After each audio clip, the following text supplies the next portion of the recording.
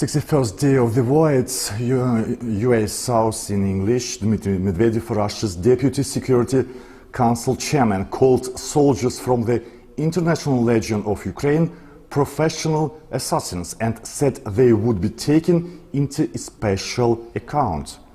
Volunteers from more than 22 countries have arrived to defend our country since the beginning of the active phase of the Russian-Ukrainian war. And now we are speaking with Romeo. Romeo is a volunteer from Finland, which they call sign Romeo. And we would like, hi Romeo. Hello. Hello. Hi. Hi. And my first question, Russian representative Medvedev called you how professional assassins, and you would be taken into a special account about it. What do you think about his thoughts? What you can say about Medvedev's words? I can't hear you quite well. Yeah, you are special murderer. You are killers, and Medvedev is ex-president of the Russia. Now he is Deputy Security Council. He called all foreigners like professional assassins, murderer. Oh, okay. Yeah, I understood. No, I'm no professional assassin. I'm a civilian who worked a normal job. I have some gun experience, but on the shooting range. Before this war, I didn't have any military experience. All the guys who I know who are foreigners, very few of them have any combat experience. Oh, for example, have you killed any Russian during this war? No, I haven't. I've been on evacuation missions, and the Ukrainians are the one who did the protecting and killing. And you are helping to evacuate Ukrainian from which part of Ukraine, which oblast? Kiev. Kiev, capital. And the second question from our editors: what prompted you to decide to defend Ukraine? My mom is from Ukraine. My dad's parents are from Ukraine. From my mom's side, your mom's side from Ukraine. You are half Ukrainian. Your father Finnish. Your mother side is Ukrainian. From which part of Ukraine? Yeah. Khmelnytsky Oblast. Okay, continue, please. It's very interesting. Could you tell us a story of your family? Yeah. So my mom was born here, and she moved to Estonia when she was 17. I was born there, and in 2008 I moved to Finland. And the reason why I came here was because in the old ages wars were fought with soldiers, but this isn't, you can't even call this a war. This is just killing civilians and children. This is a genocide. This isn't a war. Nobody's fighting with the army. I've seen how the Russians fight. They don't fight with the army. All they do is kill civilians, rape women, kill children. At the evacuation, when we evacuated people, the Russians didn't shoot at the military personnel. They shot at the bus with full of kids, women, civilians. They didn't care about us. So have you been decided to join evacuation teams or volunteer teams from the first day of the war, or you have decided it after the murderer in Bucha around the Kiev? Tell us this about this decision. So I had some training with the Ukrainian Foreign Legion. After when it was happening and we just sat around, I decided that I can be more useful here. So I left the Foreign Legion and I came to Kiev, and I joined a battalion where were mostly Ukrainian civilians and foreign civilians. Ukrainians even had very little experience. Could you tell us a little bit about foreign legions? I know something, maybe secret information, but for example, what can you tell us about who are in this legion, from which countries? And as for me, I was explained that foreign legions consist not only foreigners, but Ukrainians too into these legions for communication, for collaboration between foreigners and Ukrainian citizens. What can you tell us about this legion? Some interesting details, yeah. Yeah, okay. So they didn't take in the Ukrainians. If you have an Ukrainian passport, military, the Legion is only for people who are not born in Ukraine or don't have a Ukrainian passport.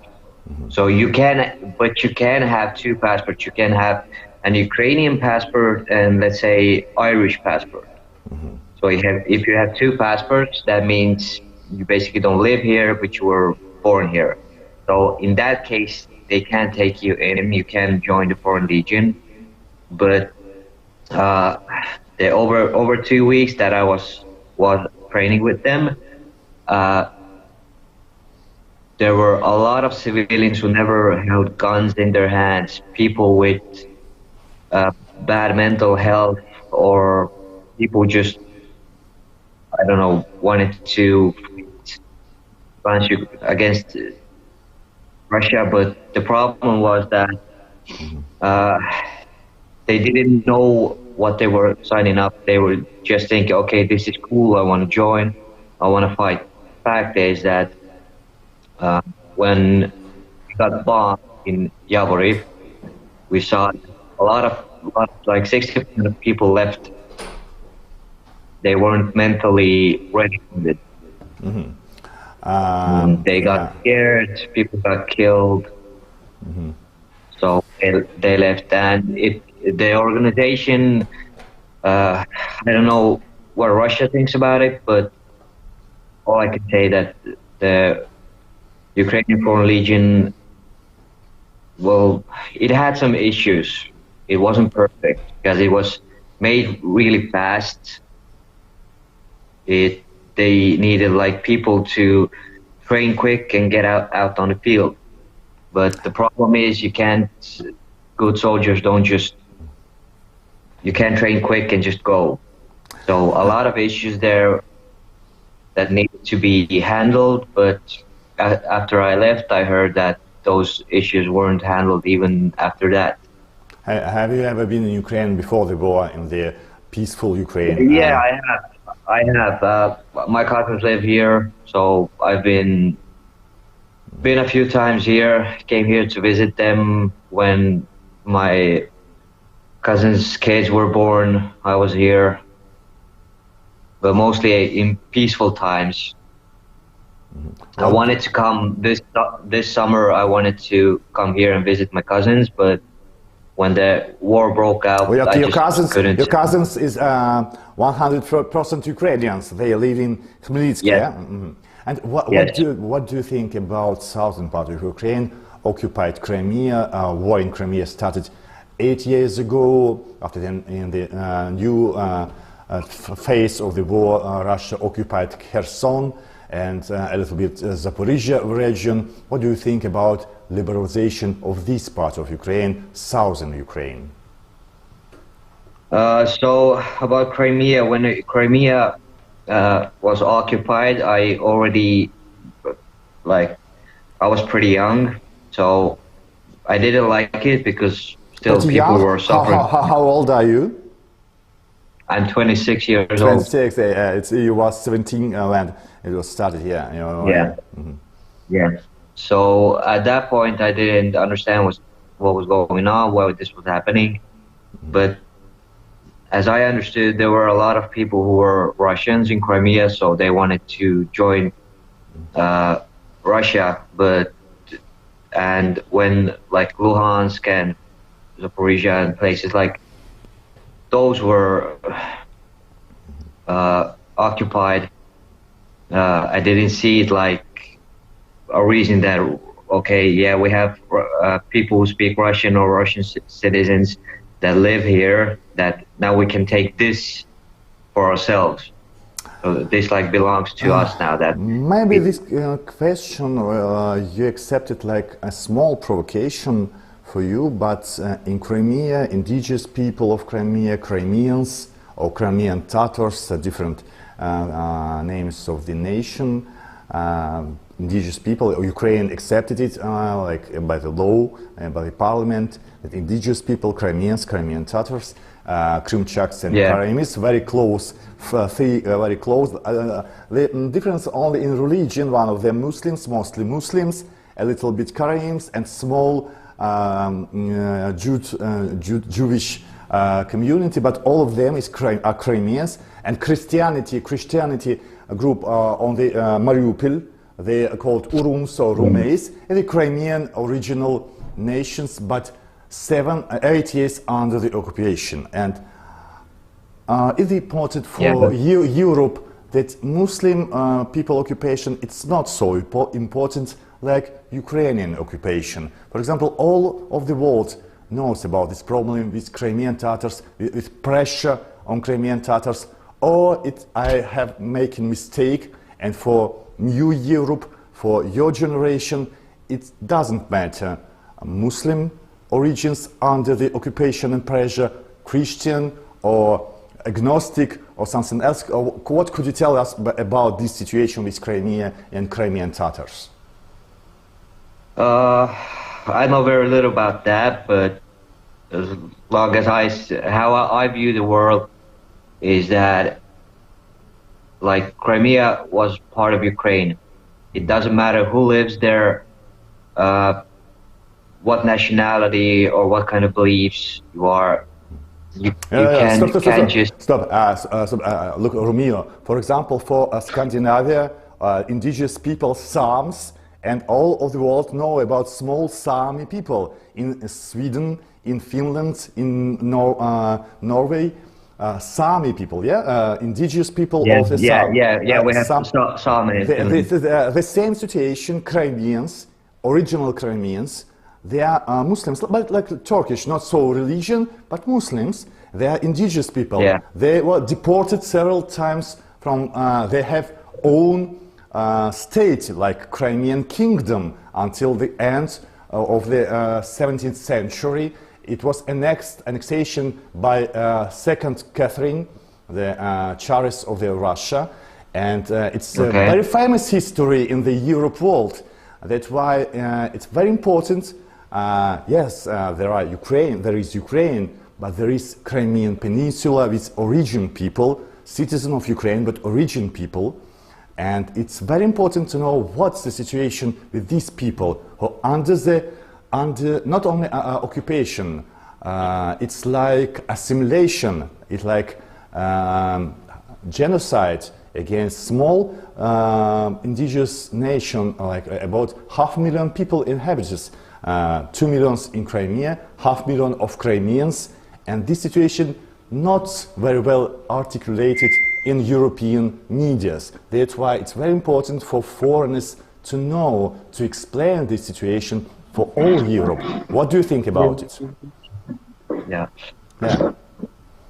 About Crimea, and liberalization of Crimea and liberalization of Crimean Tatars too. Yeah, well, that's a hard question for me. I've never digged in that deep about Crimea, but war is war. It doesn't matter who annexed it. We live in a free world. Everybody should choose for themselves how to live. Mm-hmm. But you can't just like go into a city, start bombing, killing people. For me, example, when I lived in Estonia, we didn't like there, so we moved out. We moved to Finland. Mm-hmm.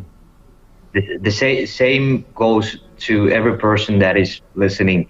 If you don't like somewhere, go where you like. Nobody is holding you. But if like even the presidents and nobody should have the power to take Crimea or any country because they think so or they see the world. I see. Now you are trying to explain Russian position. For example, Russians are majority in Crimea. if you don't like Ukrainian Crimea, you can move from the Crimea to other Russian territories. Is it correct? Exactly. Yeah. Mhm. Yeah, because like if you don't like somewhere, you can go either live somewhere else. You don't even have to go back to Russia. Yeah. You can go back to Finland, or the world is full of places where you can go. Rubin, thank you very Like- much. Nice to meet you, and good luck in Ukraine and helping with evacuation. you too. Peaceful people around the Kiev. I hope Kiev will be peaceful until the ending of the war, the finishing war. And, Kiev is now peaceful, thank God. The people are starting coming back. There's life is back in Kiev. We see more and more people every day here. thank you very much, and good luck for your friends too. Thank you very Thank much. you. See you Bye-bye. soon. See you. And now our reports from Chernigov. It's in Ukraine, but you can see video from Chernihiv. Our reporters Ismet Suleimanov and Ruslan Halapov prepared it for today. Coming next up. Сейчас мы подъезжаем, вот это называется улица Войкова. У нас разбит 9-этажный дом панельный. Один, вот это монолитный дом, второй многоэтажка. Здесь упали порядка 10 авиабомб. Вот это кардиоцентр у нас тут разбито, все видите? Туда он полетел. Направо. Там скорее. Вот видите, нету забора, вот воронки. Это от авиабомб. Наша знімальна група приїхала у Чернігів. Місто звільнили від російської окупації 2 квітня. Это воронка у нас от авиабомбы. Это у нас кардиоцентр наш. Видите, разбиты все окна. 9 этажей перекрытий просто рухнуло. Включая крышу, выгорело. Это машина, и одна из этих машин, это моего товарища машина.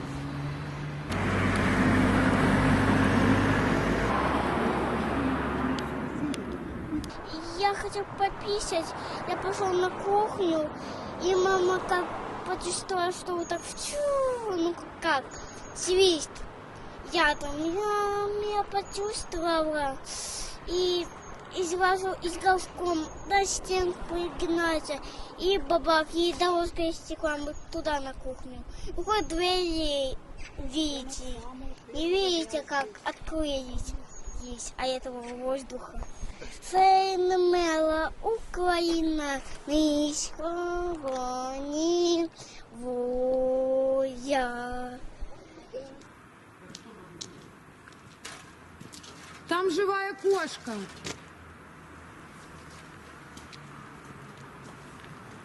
У бабушки онкология ноги, она как бы не ходит. Теща при авиа вот этих атаках в подвале, они сидели, спускались. А бабушка нет. Вот. А в момент удара, это ж днем было, не успела и атака. В общем, теща успела залететь в ванную, спрятаться. Бабушка в коридоре. И кот с ними был. Потом уже лупануло. Яша вылез и живет теперь один. Да, не один, а с котом. Да. Сейчас парень не знаю. Ну вот. То, что бабушка поубирала. Они кое-как по... А, дверь просто приставленная.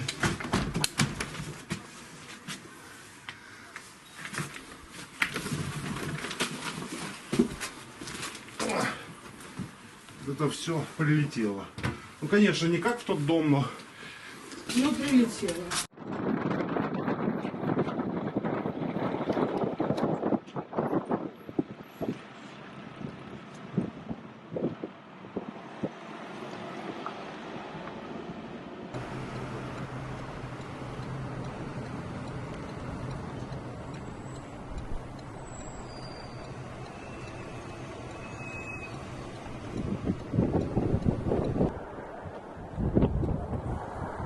Ни одного окна нету. И в середине стены разбиты.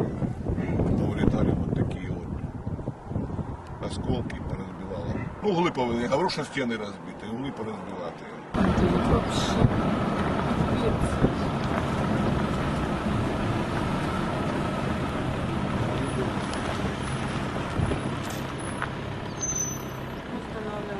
Нам стріляли танки, там 2 прильоти в кришу було, розбило воно все.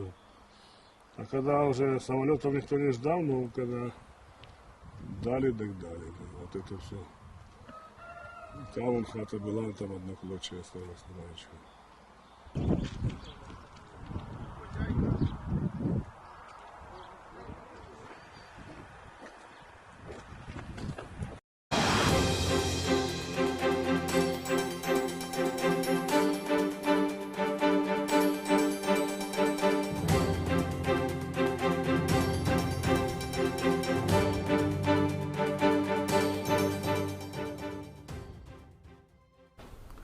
Ну, Юасаус на русском.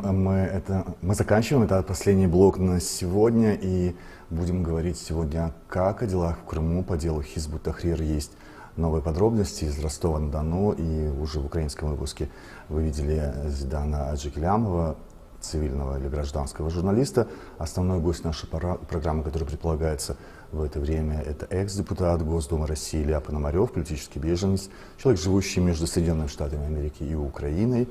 И сейчас коротко о других новостях.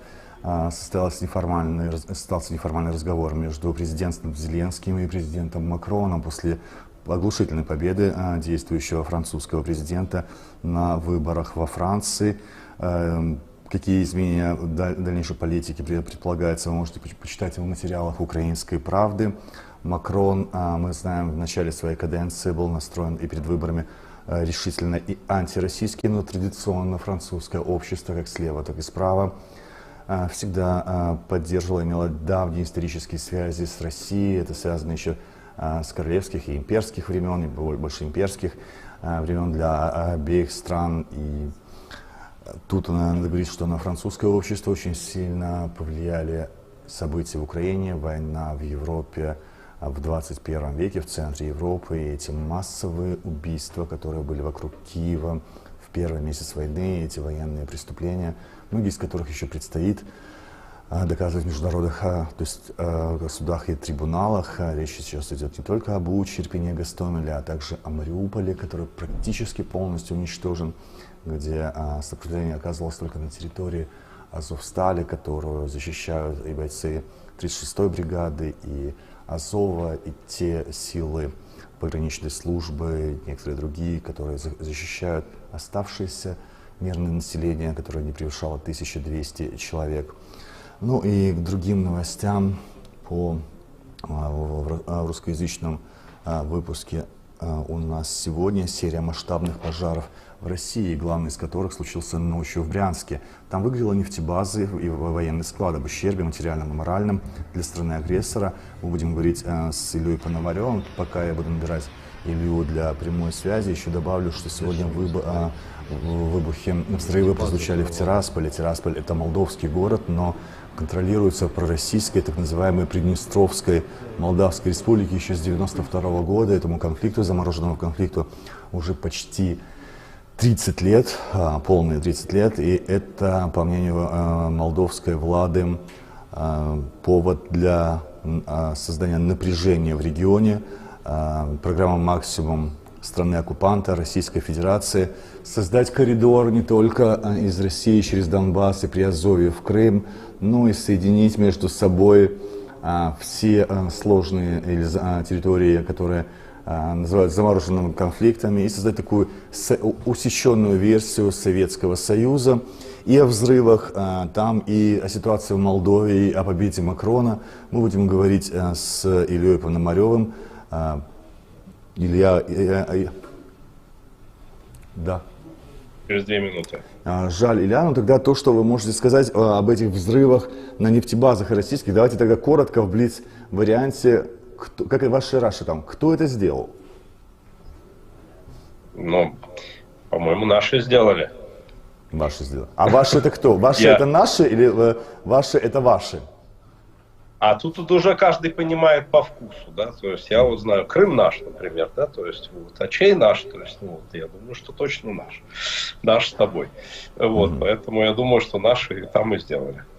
По взрывам в Тирасполе, что вы думаете, это попытка уже коридор полностью восстановить, воссоздать усеченную версию Советского Союза, или это агония перед тем, как все эти конфликты все-таки будут разрешены? Ну, я думаю, что сейчас нужно Российской Федерации всеми путями втащить Приднестровье тоже в эту войну, так же, как делались провокации в Беларуси, там с бомбежкой своими собственными самолетами. Я думаю, что это примерно из одного ряда решения, потому что тогда появится основание, как вот идти войскам и значит, пробивать туда дополнительный коридор. То есть как будто у них, в общем, сейчас основания для этого нет. Поэтому, на мой взгляд, это какая-то подобная закладка, чтобы возбудить население, потому что ну, в любой момент, в общем, эта территория может быть освобождена либо Украиной, либо Молдовой.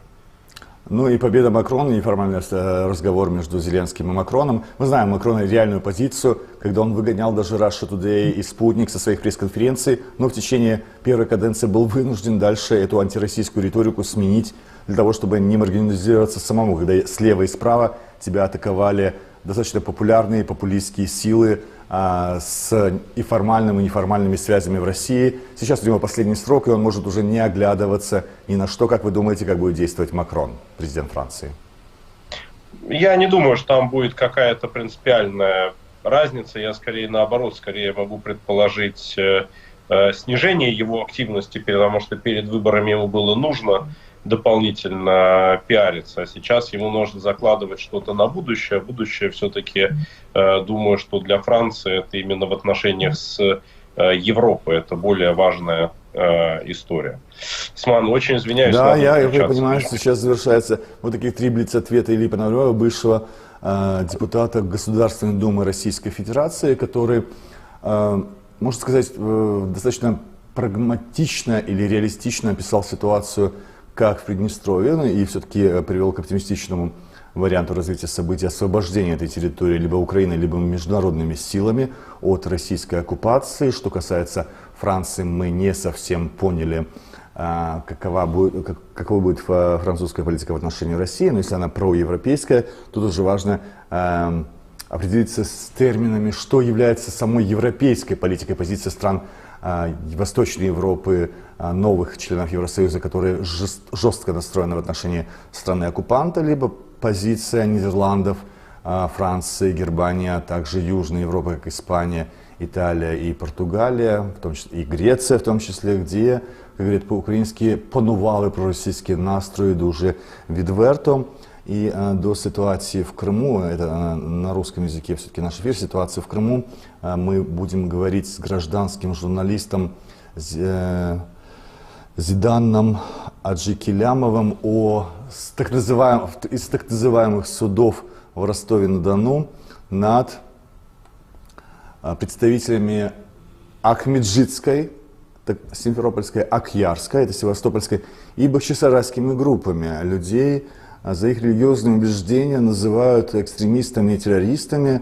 В России Хизбут Тахрир запрещенная организация, хотя, в принципе, ее политика, это, по сути, политическая сила, говорит о халифате только мирным путем дауата, призыва, по сути, как Царствие Божие в христианстве у свидетелей Иеговы. Это достаточно убежденная группа, работающая здесь на горизонтальных связях, иногда она обособлена от других групп, но вот видите, связь с Ростовом-на-Дону, она была очень тяжелая и во время первого выпуска на украинском языке. К сожалению, нам не удалось связаться с Зиданом, нашим братом Зиданом Аджикилямовым, поэтому логично завершить на сегодня наш выпуск новостей. На русском языке он был достаточно короткий, что и логично. Наши основные языки — это прежде всего украинский, государственный язык Украины, и язык его коренного народа крымских татар, который, наверное, надеемся, получит этот статус государственного на территории Украины, потому что коренной народ, крымские татары признаны коренным народом не просто в Крыму, а коренным народом Украины. И это было принято законом в прошлом году уже при президенте Зеленском и парламентом, в котором все почти политические силы, включая оппозицию Петра Порошенко, «Голос», все политические силы, ну кроме одной уже запрещенной, поддержали такое решение. На этом UASouth на сегодня завершает свои эфиры. Я прощаюсь с вами до завтра.